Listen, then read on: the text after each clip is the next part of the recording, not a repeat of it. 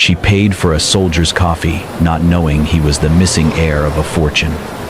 The rain was falling in a soft, steady drizzle, turning the pavement outside the small coffee shop near the bus station into a mirror of gray and gold. Inside, the scent of fresh coffee and warm pastries clung to the air, cutting through the chill of the early morning. Rachel Carter, 24, stepped through the door, shaking off the damp from her worn nursing student uniform. Her blonde hair was tied into a low ponytail, a few strands clinging to her cheeks. The overnight shift at the hospital had left shadows under her bright blue eyes, but her steps were steady, purposeful. She needed coffee, something warm before heading home to her little brother. She stepped into line, glancing briefly at the man behind her. He was tall, broad-shouldered, his posture slightly hunched as if the weight of the world had been pressing on him for too long. His military jacket was faded and creased, the patches barely legible. He had a day's worth of stubble and eyes that darted nervously around the room before softening on the elderly man ahead of him. When the older gentleman struggled to reach for a pastry, the soldier quickly stepped forward, handed it to him, and smiled faintly. The older man nodded in thanks and moved to sit down. Rachel turned her attention back to the counter, but not before catching the moment Eli pulled his wallet from his pocket. He thumbed through it slowly, 3 crumpled dollar bills and a handful of coins. Enough for a coffee, but not much more. She stepped forward to order. 1 small, dark roast. And she glanced back at him. His coffee's on me. The barista paused, confused, then nodded. Eli looked up, surprised. His eyes met hers, gray-blue, like the ocean before a storm. For a moment, they just looked at each other, the rain outside, tapping gently against the window. "You don't have to do that," he said quietly, his voice raspy but steady. Rachel smiled, warm but weary. "I know, but I want to." He hesitated. "I'll pay you back." She shook her head. "Just pass it on." Eli's lips parted, but he had no words. His throat tightened. It was just a cup of coffee, just a $5 gesture. But something about the way she had said it, like it was the most natural thing in the world to be kind, hit deeper than he expected. She took her drink and walked to the exit, the bell above the door chiming softly behind her. Her figure disappeared into the silver mist beyond the glass.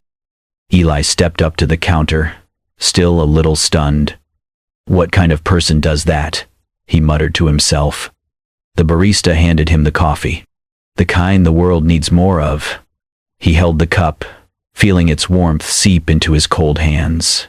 Outside, the rain continued to fall in thin, silent ribbons. For the first time in weeks, maybe months, he felt something other than numb. It was not just the coffee.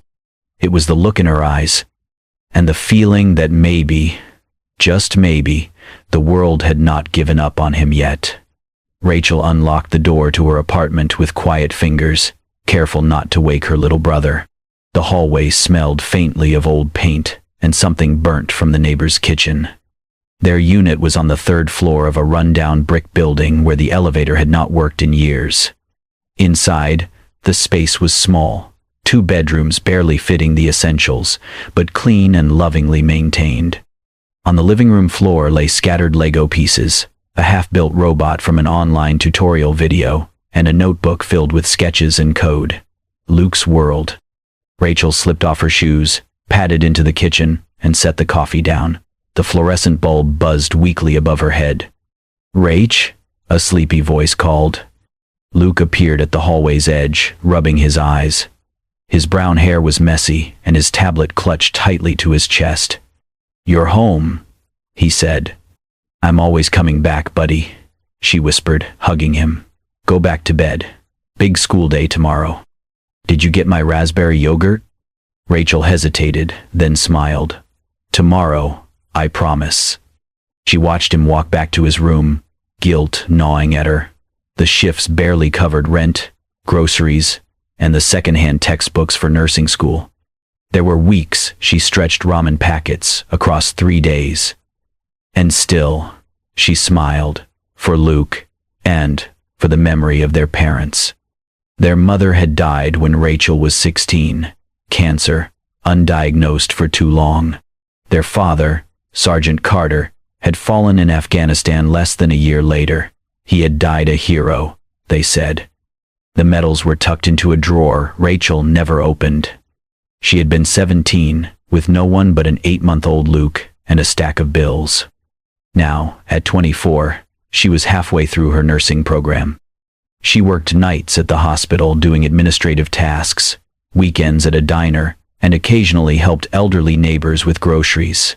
Every hour was accounted for, every dollar spoken for. She collapsed on the couch, eyes fluttering shut for just a moment. Across the city, Eli sat on the edge of a lumpy bed in a budget motel that smelled of bleach and dust. The flickering neon light outside his window painted the room in pale blue pulses. On the table lay a manila envelope, opened, its contents spread out. Adoption papers, hospital records, a birth certificate with his name, Eli Monroe, but no name listed under Mother. His thumb rested on a faded logo in the corner, St. Margaret's Women's Health Clinic. His hands trembled. He had spent 8 years in a place where days blurred into dirt, smoke, and silence. Captured during a covert mission gone wrong, presumed dead. He had clawed his way back, found his way out, and now he did not know where he belonged. Family. He had none. Friends? He had kept them at a distance. Home? He had never had one. And then, just days ago, he had received this file from the VA. "We thought you'd want to know," the caseworker had said. "There may be someone looking for you." But no name, no letter, no hand reaching out. Eli stood up, running a hand through his short hair. The nightmares still came. Gun smoke, screams, the metallic taste of fear, every time he closed his eyes. And yet, he had not forgotten the girl in the cafe, Rachel. She had given him coffee. Not out of pity. Not because she knew his name, his story, or his pain. Just because. 2 lives, 2 different corners of the same city. One, building a future from the ruins of the past. The other, lost in the shadows of war, trying to find a name, any name, that might make him feel real again. And though they had met only once, that morning had shifted something. Because in a world where most people looked away, she had looked right at him. And smiled. The night was slow at St. Mary's Hospital, the kind of eerie quiet that felt too good to last. Rachel sat behind the front desk, hunched over paperwork, eyes heavy from back-to-back shifts. Her scrub top was wrinkled, and a loose strand of blonde hair kept falling into her eyes. She pushed it back and sipped lukewarm coffee from a chipped mug labeled "World's Sleepiest Nurse." The front door buzzed. She glanced up. A man stumbled in mid-40 seconds, reeking of alcohol, slurring his words. He leaned on the counter, eyes glassy. "Hey, pretty girl, you got a phone? Maybe I can call my heart, 'cause it just stopped when I saw you." Rachel forced a polite smile. "Sir, this is a hospital. Do you need medical attention?" He leaned in closer, voice low and greasy. "Only thing I need is your number, sweetheart." Rachel stood, backing away slightly. "I'm going to call security if you don't leave." The man reached over the counter, his hand brushing her wrist. Then, out of nowhere, "Let her go." The voice was low, firm, and immediately sobering. Rachel's eyes darted to the entrance. Eli stood there, half in shadow, wearing the same worn army jacket. He crossed the floor in 3 calm, steady steps. The drunk man turned to him, confused. Eli didn't raise his fists. He just stared, quiet, unblinking. And something in that gaze made the man take a step back, then another. Muttering, he turned and staggered out. Rachel stood frozen. "Are you okay?" Eli asked gently. She nodded, still stunned. What are you doing here?" "I had a VA appointment," he said, Missed it. Wandered in here. Heard yelling. Rachel let out a shaky breath. Thank you. Eli shrugged. You bought me coffee. I owed you. Later that night, they sat outside the hospital on a cold metal bench beneath a flickering street lamp. Rachel had brought 2 vending machine sodas and a shared silence. You didn't have to step in like that, she said. You looked tired, Eli replied, and scared. She chuckled dryly. That obvious? Only to someone who knows the look. Rachel took a sip of her soda. My dad was in the military. Deployed twice. Didn't come back the second time. Eli looked over, his face unreadable. I was 10, she continued. He was my hero. I thought if I held my breath long enough, he'd walk through the door. He was quiet for a long moment. What was his name? Michael Carter. He wrote letters home every week. He said the hardest part wasn't the danger. It was missing birthdays and first days of school.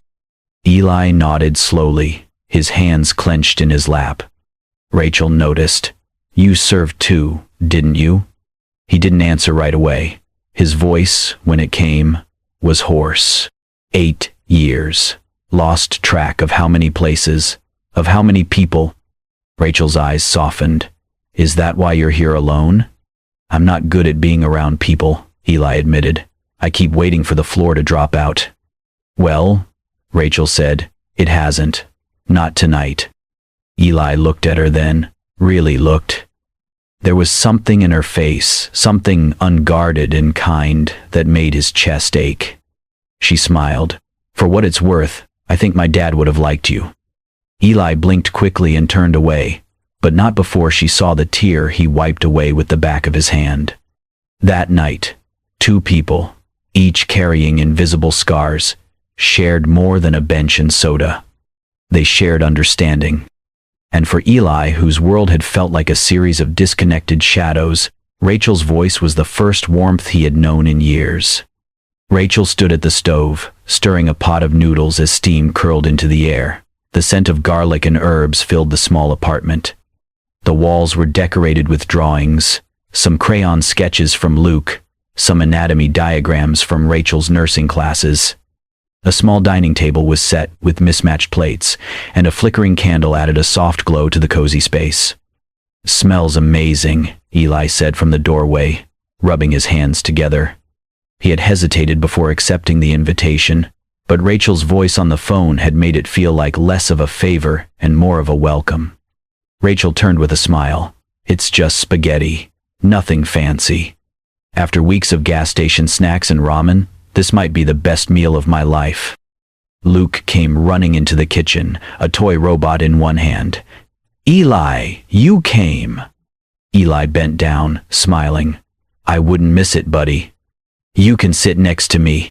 Luke grabbed his arm, guiding him to the chair like an old friend. Rachel watched, heartwarming at how natural it all felt. They sat down, and for the first few minutes, the only sound was forks clinking and the soft hum of conversation. Eli ate slowly, savoring each bite. He hadn't realized how long it had been since he'd had a home-cooked meal. More than that, he hadn't realized how much he missed the feeling of belonging, the easy rhythm of dinner time, the way Luke's voice filled the room with laughter, the quiet joy in Rachel's eyes as she watched her brother smile. I fixed the light switch, Rachel said, nodding toward the hallway. Well, tried to. It keeps sparking. I can take a look at it later, Eli offered between bites. You know wiring? She asked, surprised. He shrugged. 8 years in the Marines, you learn to fix what breaks. True to his word, after dinner, Eli grabbed a flashlight and knelt beside the faulty switch. With a few adjustments and some careful tightening, the flickering stopped. Rachel stood beside him, arms crossed. You didn't have to do that. I wanted to, Eli said simply. Later, while Rachel did the dishes, Eli found Luke's jacket hanging by the door. It had a tear in the seam and was dusty from playground scuffles. He took it to the sink, carefully rinsed it, and stitched the seam with a spare sewing kit he always carried in his duffel. When Rachel saw him, she paused, watching in silence. You fixed his coat? Eli nodded, holding it up. It looked cold. Rachel looked at him for a long moment. You're kind. Eli looked down. I'm not used to anyone thinking that. Well, maybe you should be. Luke interrupted them with a paper and a big grin. I made this for you, Eli. He held up a drawing of the three of them, Rachel, Luke, and Eli, under a big blue sky with the words, Dinner Friends Forever. Eli took it slowly, as if it were something fragile. Thanks, Luke. I'm gonna keep this. That night, when Eli finally left the apartment, Rachel stood at the door and watched him walk down the hall. Thank you for coming, she said. Eli turned back. Thank you for dinner. And the warmth. He hesitated before adding, This was the first meal I've had where no one asked what I do. They just let me be. Rachel smiled softly. You don't have to be anything here. Just be. He nodded, then reached into his coat pocket and pulled out a small wooden bead on a string. From my first tour, I keep it for luck. For some reason, I think you and Luke should have it now. Rachel took it, moved. Then, we'll keep it safe. As Eli disappeared into the night, Rachel looked down at the bead in her palm. She didn't know what would come next, but she knew that man wasn't just passing through. He had touched their little world with quiet gestures and genuine care, not for attention, not for reward, but because that was who he was. And for the first time in a long while, Eli walked away not feeling like a soldier, but like a person someone might want to keep. Eli sat alone on the edge of his motel bed, the letter clutched in his hand, the seal already broken. The crisp paper trembled slightly as he reread the words for the 5th time. Mr. Eli Monroe, we write on behalf of our client, Miss Margot Welling. Our client, currently under palliative care, has recently identified you as her biological son, based on a confidential adoption, tracing investigation, and confirmed DNA match. She expresses a final wish to speak with you. The name Welling struck him like a ghost from a world he had never known. It sounded like legacy, like suits and glass towers, everything he had never been part of. And now someone claiming to be his mother wanted to see him, after decades of absence, after years of war, after he had built himself from rubble and silence. He folded the letter carefully, placed it back in the envelope, and stared at the ceiling.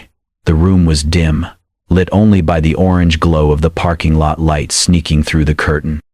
He hadn't slept properly since it arrived. The next day, he found himself outside Rachel's apartment again. She opened the door, surprised. Eli? I need to talk. Within minutes, they were sitting at the tiny kitchen table, mugs of tea between them. He slid the envelope across the table. This came 3 days ago. Rachel read silently, her eyes scanning the paper. When she finished, she looked up, eyebrows furrowed. Margot Welling. She's that Welling? Eli nodded. Yeah, the energy giant, global foundations, one of the richest women in the country. And she's your mother? So, the letter says, apparently I was adopted. My parents never told me. And now this woman says she wants to meet me. Rachel leaned forward, voice gentle. Do you want to? Eli hesitated. I don't know. It doesn't make sense. If she really cared, why now? Why not when I was a scared kid being moved from base to base? Why not when I came home broken? His voice cracked slightly. Rachel reached out, her fingers brushing his knuckles. You don't have to forgive her. But maybe you deserve the truth. Closure. Not for her, for you. Eli stared at her hand, warm, steady. I'm afraid. Of what? That if I go, I'll get angry. Or worse, I won't feel anything. What kind of son feels nothing when meeting the woman who gave him away? Rachel pulled back, looking him in the eyes. The kind who survived. You are not defined by what they did or didn't do for you, but you do deserve to stop wondering. Even if it's just once. Eli exhaled slowly, the weight in his chest shifting slightly. I think I need a few days. Rachel nodded. Take them, and whatever you decide, I'll be here. He stood up, lingering in the doorway. Thanks, Rachel, for always seeing me. She smiled softly. Just don't vanish without saying goodbye. But that's exactly what he did. For the next few days, Rachel heard nothing. No calls, no texts. She went to the coffee shop, waited at the bus stop, walked past the hospital bench where he often sat in silence. Gone. One morning, she found a note slipped under her door, in the familiar, neat handwriting she'd come to recognize. I needed to go. You were right. I deserved to know. But I didn't want you to see me if I broke. I'll come back, if I still know how. Rachel held the note against her chest, heart heavy but proud. Eli wasn't running away. He was walking into something painful, maybe for the first time on his own terms. Whatever lay on the other side of that truth, he'd face it. And if he made it back, she'd be there, waiting, just like she said. The smell of grilled cheese filled the kitchen as Rachel sliced apples for Luke's plate. The little boy sat at the table, humming as he scribbled in his notebook, lines of code she did not understand but always encouraged. The television in the corner murmured softly with the evening news. Rachel was only half listening, her thoughts drifting to Eli and the days since he had disappeared. It had been almost a week. No messages. No sign. Just the echo of that note he had left her. She had tried to be patient. After all, he had gone to confront something monumental, his own past. But the silence still hurt. Then Luke's voice broke her thoughts. Rachel, look. She turned just as the anchorwoman's voice sharpened. In breaking news tonight, Welling Energy, one of the nation's leading renewable energy conglomerates, has officially confirmed the return of a long-lost heir. Eli Monroe, a former Marine, presumed missing in action 8 years ago, has been verified through legal and genetic documentation as the sole biological son of CEO Margot Welling. The screen flashed with photos. Eli, clean-shaven in a charcoal gray suit, standing beside an older woman in a hospital bed. She looked frail, her hand resting over his. He looked composed, though something flickered behind his eyes. Pain? Regret? Rachel dropped the knife onto the cutting board. Luke looked up. That's Eli. She could not speak. Her throat had closed entirely. She felt the sting before the tears came. Not just from surprise, but from the weight of realization. He had never told her. Never prepared her. He had just gone. She sat down slowly, her hands trembling. He said nothing, she murmured, mostly to herself. Not one word. Luke looked concerned. Are you okay? Rachel nodded mechanically, trying to smile. Yeah, baby, just surprised. But inside, her heart cracked. Was she just a temporary refuge, a soft place to land before he returned to his real world of wealth, legacy, and perfectly manicured press conferences? After tucking Luke into bed, she slipped on her jacket and walked out into the night. The streets were quiet, damp from an earlier drizzle. She followed instinct more than memory, her feet leading her to the bench outside the hospital, where Eli used to sit in the quiet hours, watching people come and go, never speaking. The bench was empty, but something rested on it. A folded piece of paper with her name on it. Hands shaking, Rachel opened it. Asterisk. Rachel, I watched you carry the world on your shoulders with a grace I've never known. You gave me coffee. You gave me shelter. You gave me laughter at dinner and silence when I needed it. You gave me home, but I needed to walk into my past to see if I could live in my future. I didn't know how to explain that, so I disappeared. I am sorry. I just needed time to believe I deserved it. Asterisk. No signature. None was needed. Rachel sat down, holding the letter against her chest. She felt foolish, hurt, betrayed, but also something deeper. She had seen something in Eli long before the world had a headline for him. She had loved the man in a thrift store jacket, not the heir in a tailored suit. The pain was real, but so was the memory of the night he fixed her broken outlet or made Luke laugh with a silly face. That man was not just a lie, he was a part of Eli too. Maybe she had not lost him. Maybe he was just figuring out who he really was. Till, as the wind picked up around her, Rachel whispered into the night, "You should have told me." She folded the note carefully and stood. The bench behind her stayed empty. But somewhere in her heart, a quiet hope remained. Maybe, just maybe, he would come back, and this time with the truth. The conference room inside the Welling Energy headquarters was a cathedral of glass and light. Media crews hustled to adjust cameras, lights, and microphones, their voices blending into a rising wave of anticipation. Every major outlet was there. The return of the heir had become national news. At the front stood a long table draped in white linen, behind which sat lawyers, board members, and executives in dark suits. But only one chair remained empty. The one at the center. Then, the doors opened, and Eli Monroe walked in. He was dressed in a simple navy suit, his posture upright but not stiff, as though every step was both a challenge and a triumph. Whispers rippled across the room as he approached the microphone, skipping the seat entirely. He cleared his throat. The cameras clicked and whirred. "Good morning," Eli began, his voice calm but resonant. "I know most of you are here expecting statements about fortune, succession, and what this means for the Welling Energy empire." He paused, his eyes scanning the crowd. Behind the reporters stood a few unfamiliar faces, but in the back row, standing quietly near the exit, was Rachel. She wore a pale blue blouse and jeans, her blonde hair loose around her shoulders, her eyes locked on his. Eli smiled faintly. "But I'm not here to talk about fortune," he continued.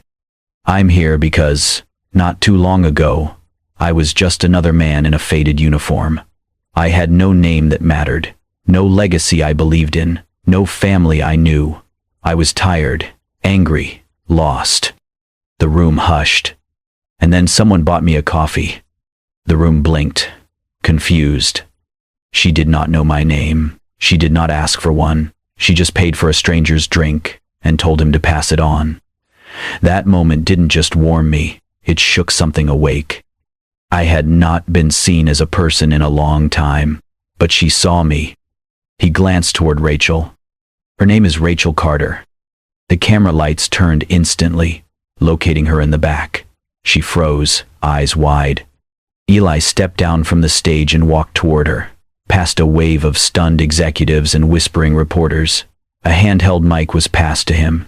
He took it, stopping a few feet from where she stood. Rachel's face was flushed, unsure whether to run or stay. "I came here today," he said, softer now, "because I realize this company, this name, this money. It means nothing unless I know who I am without it." He took another step closer. "You reminded me that I was still human, that I could laugh, that I could fix a broken outlet and be thanked like I mattered. That maybe I did." The cameras flashed again.